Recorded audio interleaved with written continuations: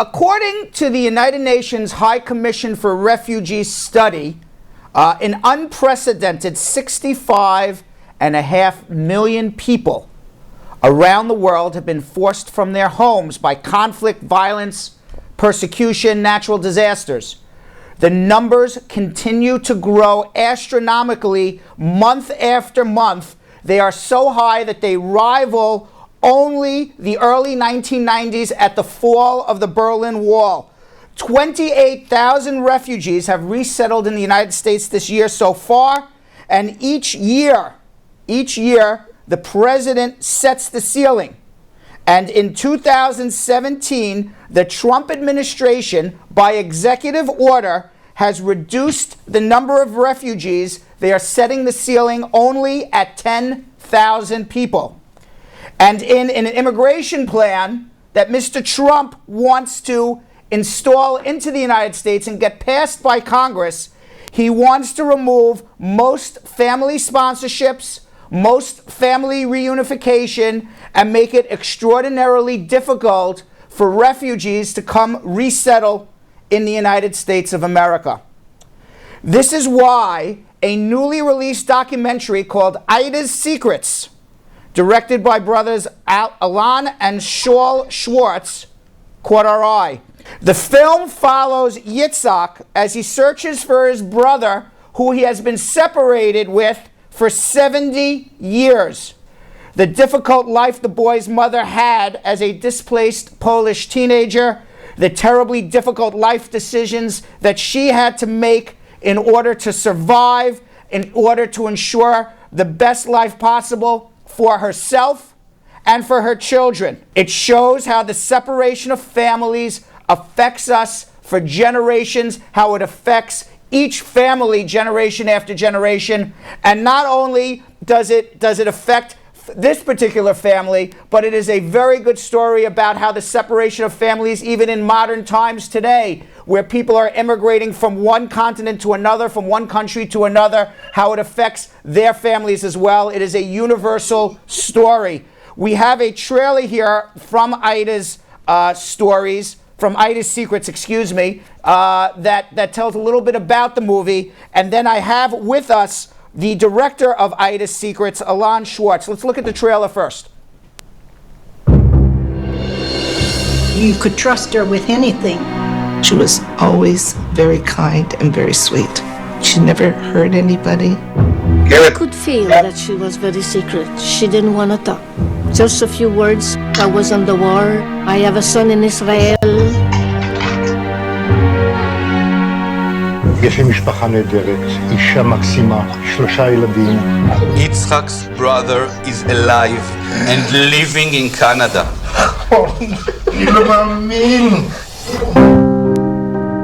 I've always believed I was alone.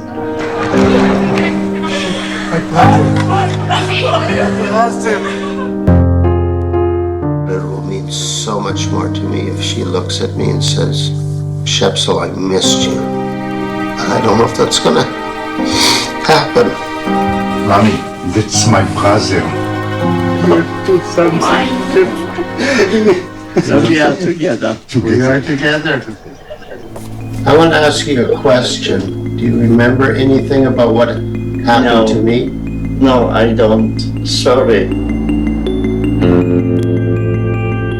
When a mother births a child, they cannot forget that they birthed a child. Yesterday. אחרי מלחמה, אז באו לברגן-בלזן מהסביבה. There was sports, there was entertainment, there was a sex life, there was everything. For them, it was the start of a new life. Was I my father's child? Was I adopted? I've got some pictures, Mommy. That's Grisha. Grisha. That seemed to have been the love of her life. His tattoo. This guy doesn't have it. Who is this gentleman? So, Alan Schwartz, the director of Ida's Secrets, we have him with us via Skype. Alan, welcome. How are you today? Thanks for having me. I'm good. Thanks for having me. Okay, and you are traveling around now promoting this movie?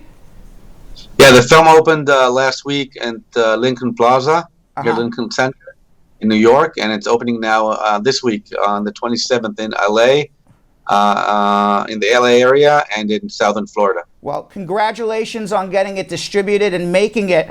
What compelled you to make this movie in the first place? Isaac, who's one of the brothers that are in the film, is my uncle. And when I was a young kid, I heard the story of him having a brother, a blind brother, which he doesn't know about. I was told it was a secret and not to tell. And I held the secret for 40 years. And 4 years ago, he came up to me and told me that he thinks he had a brother. He had found 4 certificates of his mom, his dad, himself, and one more from the DP camp era. And I confessed to him that I heard about it, and that's how the film started. So this was like a family secret that everybody knew, but nobody talked about, really. Exactly. And then finally, you know, it was held in the deep recesses of your brain. You knew that there was this family member out there that was separated from your uncle, and he finally came to you as an elderly man. How old was he when he came to you? 68. 68 years old, and he said to you, "Can you help me find my brother?" Basically, at the beginning, I told him, and he threw me out of the house. It took him a couple of days to realize that that I may be able to help him. I was researching online, and at the end of the day, he understood that making a film and having me on this case after I left my high-tech job to do this. Right. Would probably find him his brother, and that's what led ultimately to the help of a company called MyHeritage to find the brother. And your uncle, he lives in Israel, and the brother was living in Canada. Is that basically the background? And exactly. Shep Shell is from Canada, from Winnipeg. Isaac lives in Israel, and Isaac was sent for adoption when he was 3 years old from the camp, and Shep was taken by the father and raised in Winnipeg. Did Shep know that he had family in Israel, or he was unaware of that as well? He was unaware until a couple of years ago when he started his own research. They were able to find some documents from that era, but he couldn't find his brother. So he was aware when we got to him that he had a brother, but he couldn't find him. So without giving away too much, because I want people to go see this movie, I understand. I have not seen it, but I understand from our producers it is an extraordinarily powerful and well-made movie. So I don't want you to give away too much. But can you give a little background about Yitzhak and Shep's mother, Ida? You know, what led her to give away her children, to separate them, and then not talk about them to each other? Yeah, so first of all, Ida's background, she's a Polish, Catholic Polish, and when she was about 12 years old, the Nazis came to Poland and basically took all the teenagers for slave labor in Germany. And she found herself, like many other young teenagers, working. She was a domestic worker, and she spent the years of the war working for a Nazi lady. And when the Americans came, they released those slave laborers and sent them to a refugee camp, to displaced persons camps. And she found herself in Bergen-Belsen, that used to be during the war a terrible, terrible concentration camp. But then it was burned down, and they took all the refugees from that concentration camp, put them in a DP camp, and had a lot more people from the outside join that camp. And there she meets a Jewish man by the name of Grisha. They fall in love and they get married. And they have 2 kids, 2 brothers. At a later point, she gets sick and they split up. At which point she sends Isaac to Israel. She grew up. Since she was married to a Jewish person, she thought that Israel, or the state to be Israel, there was no Israel at the time, would be the best place for the kid to grow. And that's how Isaac gets to Israel, as a 3-year-old orphan.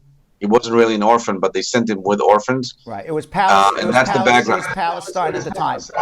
It was Palestine, and they didn't let anyone in, right, except for the orphans from the war. 3 years later, when Israel was started, they let everybody in, but then she was already in Canada. And then so she moved with Shep to Canada. No, she actually didn't move with Shep to Canada. She split up from her husband Grisha. He takes Shep to Canada, to Winnipeg, and she goes to Montreal. I understand. And so the family got dispersed, throughout Canada, and lost contact with each other. No Skype and no email then, so it was hard to keep track. So now these were refugees from 70 years ago who got separated that were united.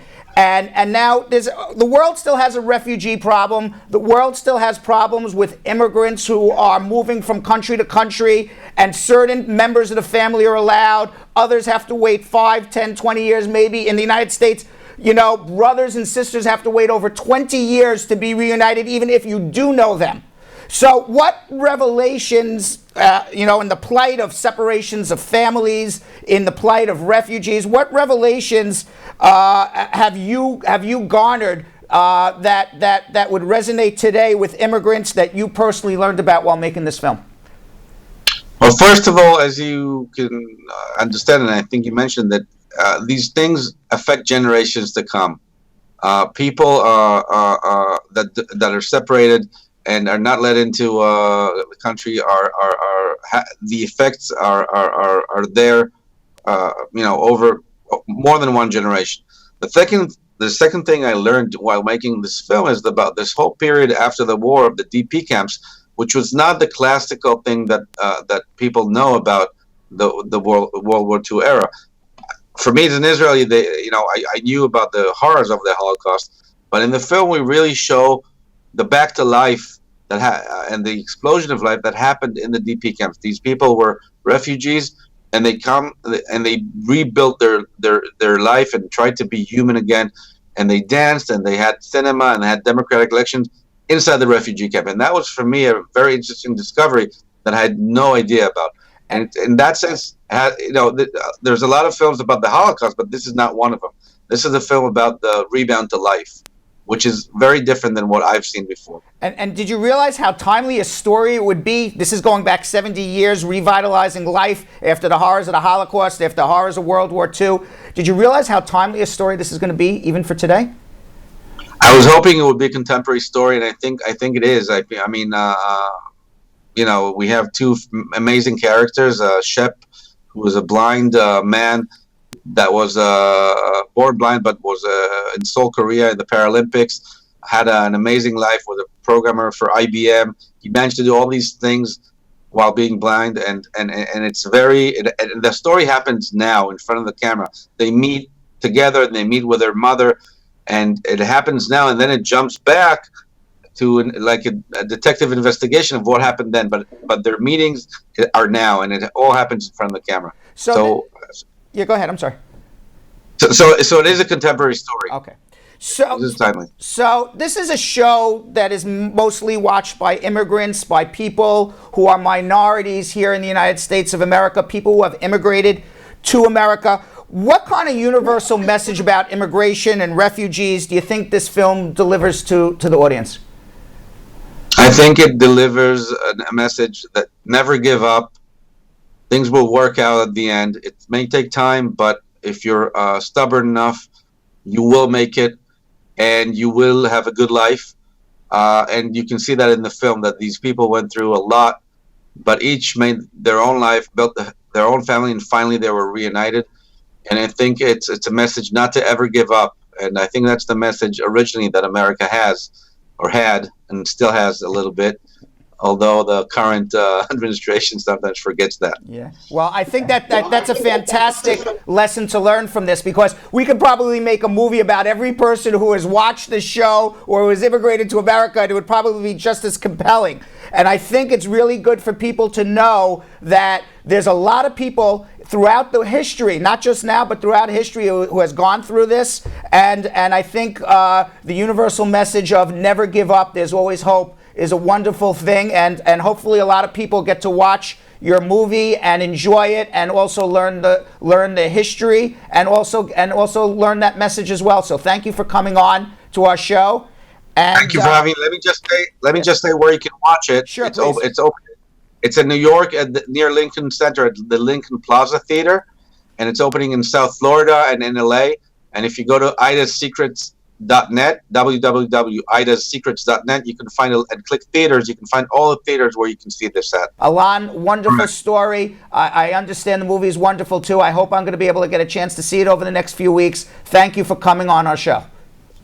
Okay, thank you. It's gonna be one more week in New York. So if you're in New So York, I have only you gotta one see week it to this see it. week. Then I'm going to go see it this weekend. Yeah. All right, thank you. Thank you. All right. Bye bye.